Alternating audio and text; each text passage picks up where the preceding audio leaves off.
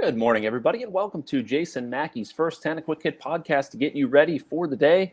On the road right now. I actually flew into, Love Field last night in Texas for the All-Star game and the MLB draft.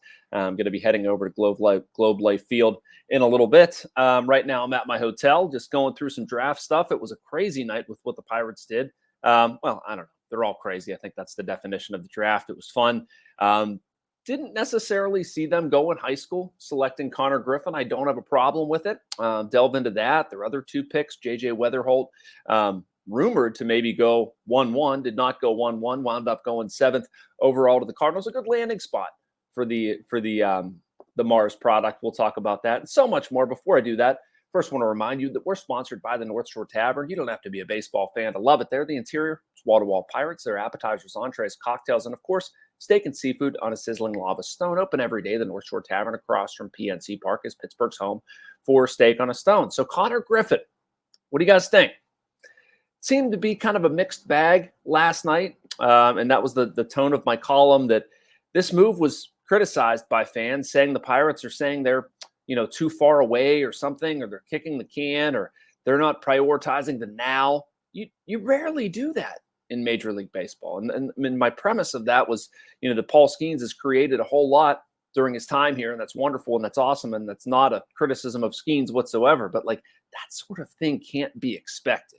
The Pirates didn't go into last night thinking they were going to draft Paul Skenes 2.0. At least I hope they didn't. If anything, if you go back to last year's draft, Konnor Griffin reminds me most of Max Clark, a guy they were linked to quite a bit, but he's his own player. And that's fine. And I like what he is as a player. And the way the draft board fell ahead of them, I think it was the smartest pick. I mean, you could sit here and say they should have taken Montgomery or Tibbs or, these guys that, they were college bats, but the upside and the available talent is not as much. Do you want less sooner, or do you want more in a year or two? I want more talent. I want the most talent possible. And based on what I've seen, what a lot of people way smarter than me have said, I'll take that. I've learned in this, not that I certainly don't know everything and will never try to, but these people spend an obnoxious amount of time following this stuff, watching it, talking to people who watch it. And I mean like draft analysts. We're never going to get the straight intel from the Pirates draft room, and that's fine. But even Carlos Collazo, Jim Callis, I wrote this in the early version of my column, like you trust these people that they're not idiots. They know what they're talking about. As soon as this pick was announced, they were talking about this guy has the most upside in the draft. Okay, well, let's see it. I'm fine with that. He was rated number 9 by MLB Pipeline. That aligns perfectly with what they did. He was the top high school player available by a wide margin. He's an LSU commit who is not going there. He said that last night on a Zoom call with us. That should not be a thing whatsoever. The 2023-24 Gatorade National Baseball Player of the Year. And so scouts break things down based on tools and assign a grade. Some of you know this, I know, just bear with me, on a 20 to 80 scale. Hitting 50, power 60, running 65, arm 70, fielding 60. That's Griffin. That's his projections. Those are his projections, I should say. And I'll wait for it. I'm fine with it. That's a discussion that is important to the Pirates, that they get this guy, they select him, they sign him, they develop him, and they bring him into the Major League club. It's also a discussion that they improve the Major League club. And drafting Konnor Griffin does not say that the other thing is not a thing or useless or something like that. They both exist. That was another point of my column. I mean, some of the numbers on this kid just blew my mind. And I understand it's high school stuff, but this goes beyond that. Hit 559 in 43 games last year, 9 homers, 39 RBIs. Okay, you see a lot of that. What jumped off the page to me, 85 steals. Dude can fly.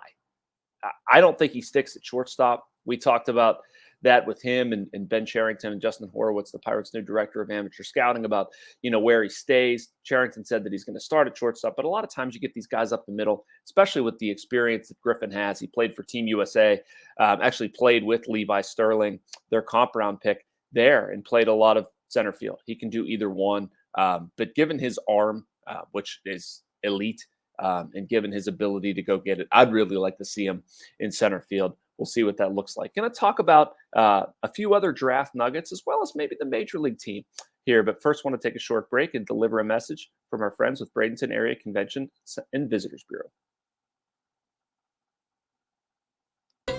Embrace the laid-back charm of island life while sinking your toes in the sand and discovering real, authentic Florida in the Bradenton area. Unspoiled beauty and pristine beaches, a vibrant waterfront downtown energized by local arts and culture, fresh Floridian cuisine with a flourish of rich history, and friendly locals ready to welcome you to this preserved paradise on Florida's Gulf Coast. Plan your visit today at BradentonGulfIslands.com.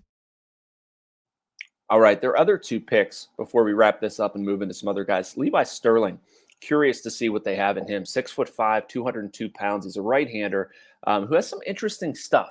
Fastball's been 92, 93, up to 94. Has a really good changeup, reportedly. Curveball, sweeper. You can do some stuff with that. And it should be an interesting pick there. I'm never against drafting pitching in this situation. Wyatt Sanford is probably a glove-first defensive guy, Texas high schooler. It was weird that they took 3 high schoolers in the first day of the draft. The Pirates have typically not done that. They've skewed college quite a bit, but hey, you never know, and you never really draft for major league positions of need. You try to get the most talent possible. We had some local angles here. Good for J.J. Wetherholt. I was curious to see whether he would go number 1 overall. He did not. One of the reasons I think people thought that maybe he would go 1-1 is he takes an underslot deal, but you know what? I don't care what his deal is. Doesn't really matter. I think it's a very good situation for him going to the St. Louis Cardinals. We've seen how much he improved at West Virginia, arrived there more as a glove guy and evolved into the best hitter in the country, quite literally in 2023. Had an injury this past season, but still ended up finding it. And just a really cool story. I want to see what he's able to do in his development system. And it was a neat thing to see for Whippeal baseball, for Mars baseball. I was texting with Andy Bednar, David's dad, about just the Mars pride and representing them well. Population under 1,500, but they're inking those first round picks. Will Bednar, of course, David's brother, was a first rounder in 2021. So that was neat to see. We also had one of my neighbors, David Shields in Mount Lebanon. He went in the second pick of the second round to the Kansas City Royals. Only 3 Whippeal pitchers have been taken in the first 2 rounds out of high school. Thank you very much for Mike White, to Mike White, for handling some of that stuff. And yeah, so just a fun night all around. Was neat to see the local guys represented and getting some love, and cool gesture by the Pirates too. They all wore Hawaiian shirts. You probably saw that. Dan Radcliffe is a longtime scout area supervisor for them who's battling cancer, and just a really cool thing that they were able to do. Well, okay, so today I'm going to be heading over to Globe Life Park. Is it Globe Life Park or Globe Life Field? What do you guys know? Globe Life Field. I screw that up all the time, but no. So there's a Paul Skenes press conference at 1:00 my time, 2:00 yours. There's going to be media day over there, which is going to be held in 100-degree temperatures, which is going to be fantastic. But we're going to hear from a lot of guys that I really want to hear from. I want to hear what all the other All-Stars have to say about Paul Skenes and his timeline and his splinker and what he's been able to do. So that's going to be fun. Catch up with Brian Reynolds a little bit. Mason Miller from Bethel Park. He's here. Clay Holmes, Tyler Glasnow. There's a whole slew of players that I'm going to try to track down, as will everybody else here. Going to be fun. Then the home run derby tonight, game tomorrow, etc. A lot of fun. In the meantime, well, do we want to talk about the major league team that seems to be rounding into form here? They won Sunday, 9-4, 48-48 heading into the break. They've won 7 of 10. Joey Bart, 3-run homer. Nick Gonzalez, 2-run triple. Brian Reynolds homer, his 18th. Mitch Keller out after 3 innings. His stretch of 49 straight with 5 or more gone. But okay, they're starting to find it. And I don't know if this holds. I hope it does. I worry the All-Star break could come at a terrible time. You also don't know. That's like the oldest sports cliche. Oh, it's coming at a great time. Oh, it's coming at a terrible time. It doesn't really matter when it arrives. You can't affect that. But we'll see. It's going to be a challenge for them coming out of the break. I do like the look of some of the pitching they're going to be getting back. Ryan Baraki should be with the team out of the All-Star break. Got some news yesterday on Jared Jones. He's rehabbing in Florida. He'll start throwing soon after the All-Star break. Bailey Falter is going to do some live sim game stuff. Need to get those guys back. Need to get more even performances from Martin Perez. Quinn Priester is somebody they're really, he pitched yesterday, pitched well. Going to be curious to see what he does out of the break. Obviously, Skenes, see what you got from Keller. I didn't see any definitive news. I don't think it's anything major with Mitch as to why he came out of the game early. But anyway, we will find out soon enough. The other thing I wanted to pitch on here, kind of ran out of time. I'll get into it tomorrow or the next day, is the pit positional previews. Chris Carter's doing a great job working through all of this stuff. His first one starts with the safeties, an important group for the Panthers. Donovan McMillan, the Peters Township product, kind of led that series off. So check that out. We'll talk about that more this week. Thank you guys for watching so much. Busy day today. Looking forward to it. And talk to you tomorrow about more All-Star Game stuff.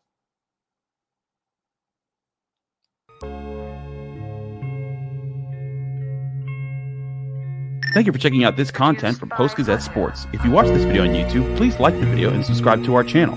For all of the sports coverage the Post-Gazette has to offer, visit post-gazette.com.